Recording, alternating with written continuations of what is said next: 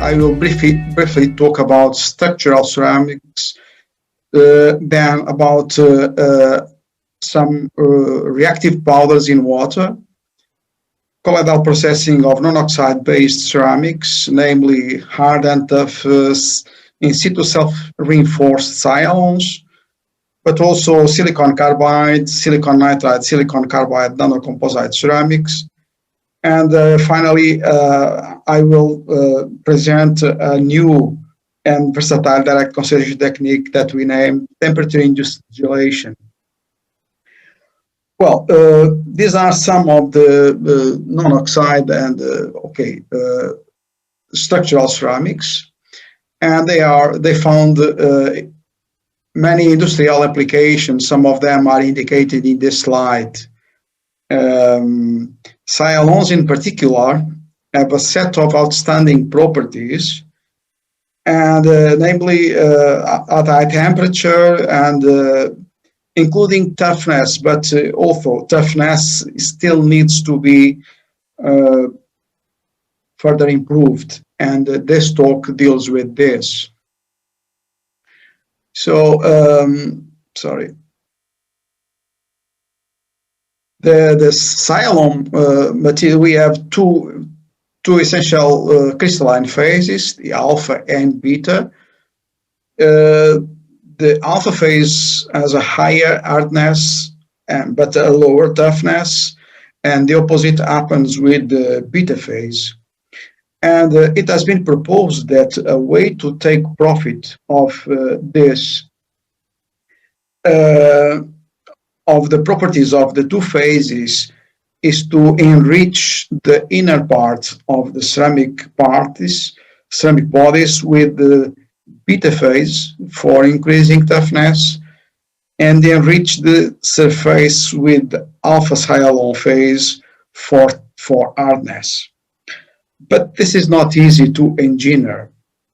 So, and the discovery of the possibility to obtain rod-like α-sialon particles by combustion synthesis open a new, let's say, way or new avenues for research towards getting hard and tough α-sialon ceramics.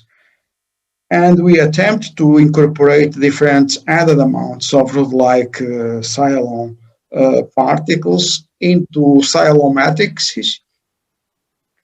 And we really obtain an hardness that is typical of the alpha phase, roughly, let's say, and also an increase in toughness to interesting levels. But it was full up to 28% of rod-like particles, and this was followed by a decrease in toughness. This decrease can be interpreted as densification, because rod-like particles do not, they oppose to densification, and some porosity is left. So this is not exactly a good route for getting pressure-less heating ceramics. Therefore, we looked for alternative routes for obtaining this, and colloidal processing appeared to have potential for this purpose. Well, we just need to find out a slip preparation concept that allows obtaining a good dispersion of the precursor powders, including all of these powders: silicon nitride, silicon nitride, aluminium nitride, yttrium, and alumina. And following this route, we will get a reaction sialon. And this is also interesting because it concomitantly prevents the time and energy consuming carbothermal reduction nitridation steps of aluminum oxide, silicon oxide mixers. So usually commercial powders are agglomerated. So we need to destroy the agglomerates, and then we need to keep the individual particles away from each other. We need to stabilize them, and we have different stabilization mechanisms available. electrostatic stabilization that involves developing surface charges that promote repulsion forces between them, or through the adsorption of some polymeric chains that don't like much each other and adsorb at the surface of the particles through small segments forming, let's say, tails and laces that extend to the solution. And when the particles approach each other, they feel a repulsion force that keeps them away. Or we can combine electrostatic stabilization and static stabilization in a single one, electrostatic stabilization, in which the polymeric chains have functional groups that dissociate and bring charges to the surface. So the important thing is to promote repulsive forces to overcome attractive van der Waals forces. It's worthy to mention that electrostatic forces, the range of electrostatic forces is higher than for static forces. And this has implications in terms of the apparent increase in the size of the particles, their layer thickness, and has obvious implications in terms of dispersing nanopowders. Well, in the present case, we start from this powder mixer, and among them we have these three powders. They have not very good interactions with water. So the silicon nitride, it contains surface groups with different polarities, namely amine groups and OH groups that behave also differently with pH changes. So these different polarities make the particles self-attract each other and coagulate. So it's not easy to disperse silicon nitride powders in water. And when we want to do this, usually a calcination step is used to enrich the surface in OH groups and facilitate dispersion. Aluminium nitride undergoes easily hydrolysis and is gradually transformed into boehmite and bayrite, and this transformation is accompanied by an increase in pH. And so means that this hydrolysis reaction could be, let's say, mitigated using acidic environments. But acidic environments also favor the dissolution of etherocoagulation. So these two components, let's say, are more or less incompatible in water. So we need to find compatible dispersion conditions to disperse all this powder mixture. And therefore we select ethanol and methylethyl and their mixtures.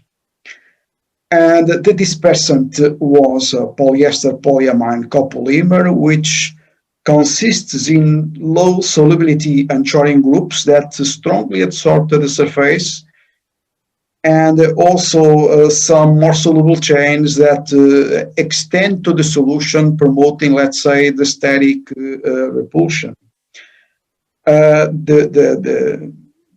This stretching to the solution depends on the solvency of the medium. So changing the ratio between ethanol and methylethyl will interfere with the solvency, as we'll be discussing later. So starting with the azeotropic mixture. Azeotropic mixture is a mixture that keeps always the same composition when the liquid is evaporated. So we start from this mixture to disperse, let's say, access the dispersion through sedimentation tests. And it is clear that the concentrations of interest are in this range. Then we prepared more concentrated suspensions, 40 volume percent and 50 volume percent, to better refine or to see which would be the most appropriate added amount of dispersant. Well, at 40 volume percent, the curves can hardly be distinguished. And this has to do with at this solid loading, the particles are still far away from each other, and the interparticle distances are beyond, let's say, the range of static forces. So when we increase the solid loading, we are forcing the particles to approach each other more and more. And at 50 volume percent solids, the interparticles distance is already within the range of static forces. So we can distinguish easily the different curves, and which show that 3% of dispersant is the one that leads to lower viscosity suspensions. Then we also were interested in seeing how much possible differences in the dispersing behavior of the different powders. So we prepare separate suspensions of silicon nitrides and aluminium nitride, and the whole mixture of sialon precursors. And the curves shows that they show similar good dispersing properties, meaning that the oxide additives have little influence on the flow behavior, and the differences observed are probably more related with the particle size distributions of the powders. Then another aspect, important aspect from the industrial point of view, is the shelf life of the suspensions. So we test the viscosity, let's say the rheological properties are different after different times, and there is a good reproducibility, means that we have negligible dependence on aging time. The small differences observed are probably due to partial evaporation of the solvent. So we have good reliability here. And in the next step, we also want to understand the influence of the solvent composition. So we use from 100% ethanol to 100% methyl ethyl ketone, including the azeotropic mixture. And for 2%, 3% added dispersant. And well, the results show that we have two sets of samples. The ethanol-rich samples are flocculated. The sedimentation aids decrease, but we still have flocculated systems, while on this side, for methyl ethyl ketone rich and azeotropic mixture, we have cloudy supernatant, so good stability. And the flocculation state of this suspension was proved by rheology measurements. So suspensions with 30 and 40 volume percent solids, they behave like pseudoplastic systems with well demarked, let's say, yield stress values. In this, then we want to compare this solvent composition, the azeotropic mixture, with 100% methyl ethyl ketone and different solid loadings. We can see that at 30 volume percent, well, this system gives suspension that are a little bit more viscous or thicker at low shear rates, become more fluid at high shear rates. And this trend becomes even more, let's say, demarked, let's say, noticed when we increase the solid loading to 40 and 50 volume percent. When we further increase to 55 volume percent, this curve corresponding to 100% methyl ketone is always above the other, and at 60 volume percent, it was not possible to prepare the suspension with this solvent composition. Well, the explanations for this are here. So under these conditions, we have low solvency, so the polymeric chains of dispersant are collapsed, form thin layers that enable particles to get close to each other and flocculate.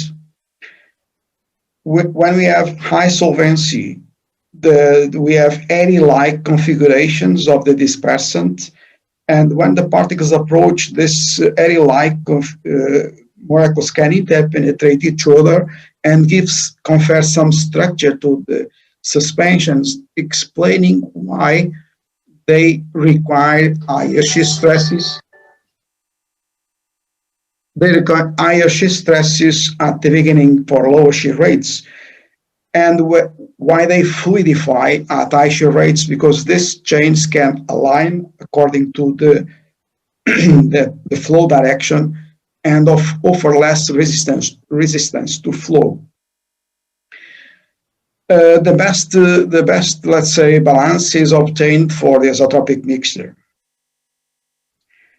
And this was, let's say, confirmed by the relative density and average pore size measurements. Flocculated system gives less density and large pore sizes. For the other cases, there is a kind of, the curves appear superimposed up to 50 volume percent solids. But they diverge afterwards, let's say, for higher concentrations. And this has to do with the increase in add layer thickness and the consequent increase in viscosity, some entrapment of air bubbles, so that decrease the density and the enlarged pore sizes. Then in the next step, we also want to investigate the effectiveness of the different deagglomeration procedures in destroying the agglomerates. And it is clear that planetary milling enable 60 volume percent to be reached, and is the most effective method for destroying the agglomerates of the powders. Ultrasonic mixing is not effective at all, and ball milling is in between. And this is also confirmed by the measurements of relative density. Ultrasonic mixing lower grain densities, larger pore sizes. The most effective planetary ball milling enables to reach higher grain densities and lower porosities, and again ball milling in between. Well, of course, the quality of the grain, the quality of the grains interferes with the densification behavior. So we need a homogeneous pore size distribution, and pore size is as small as possible in order to easily densify the grain bodies. And for this too, for suspensions with 50 and 55 volume percent, we got full density, and they also the grains also present the smallest, let's say, pore sizes, and the sintered bodies are composed exclusively by α-sialons, as can be seen in this plot, and the SEM microstructures show that the in situ formed elongated α-sialon particles that confer toughness to the sintered bodies. So we get toughnesses that are typical of the beta phase and hardness values that are typical of the alpha phase. So this is to say that this route enables exactly to obtain tough and hard sialons by pressureless sintering. Then we also try to explore, let's say, the change of the solvency, let's say, of the dispersant with temperature. Take profit of this in order to develop a new direct conservation technique.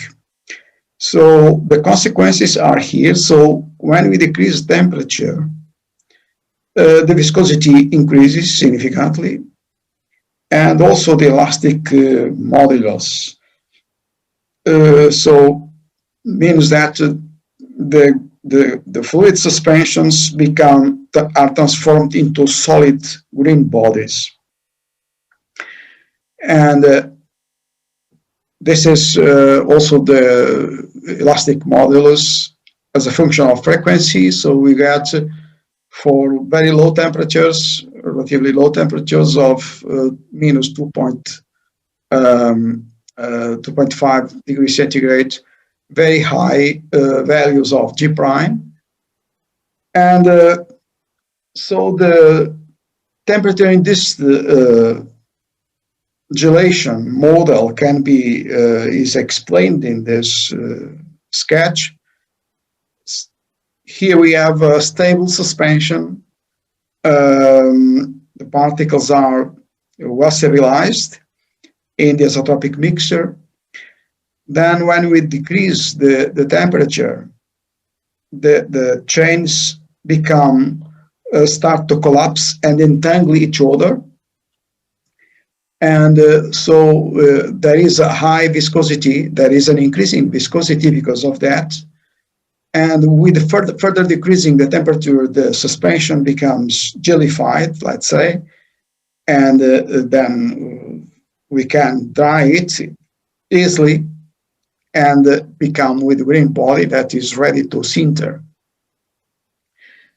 Another interesting feature of the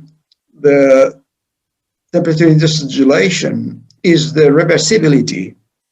This plot shows the viscosity against shear rate for at 20 degrees C, and also for the before and after cooling to 0 degrees C and heating again to 20 degrees. So after cooling and heating, we get more or less the same. A small difference is probably due to some evaporation of the fluid. And this is an old Portuguese coin. So this means that we can recycle very easily all the leftovers, and we have, let's say, the interesting process from the ecological point of view and economic. The same happens with for silicon nitride, silicon carbide nanocomposites. So they can also be consolidated by TIG.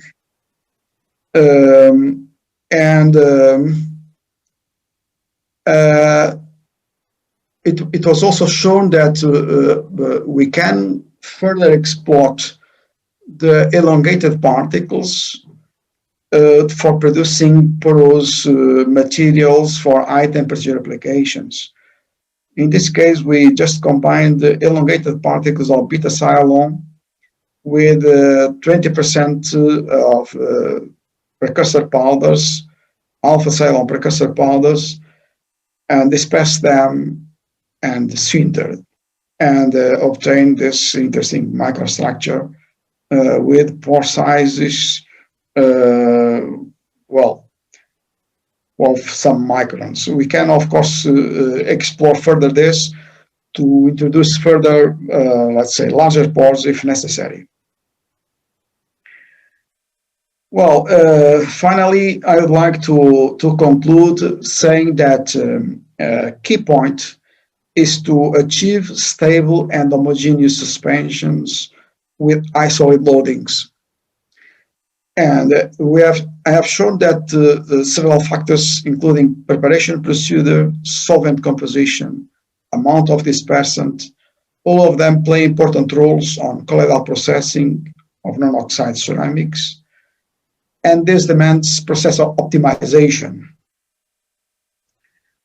High grain packing density enhances pressureless sintering because of short diffusion paths and favor the in situ formation of elongated and intermingled α-sialon grains, leading to mechanical properties similar to those obtained by hot pressing.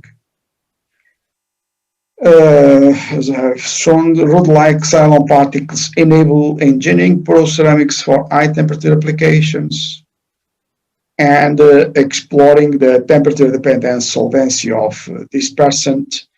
We could develop a new versatile direct conservation technique known as temperature-induced gelation.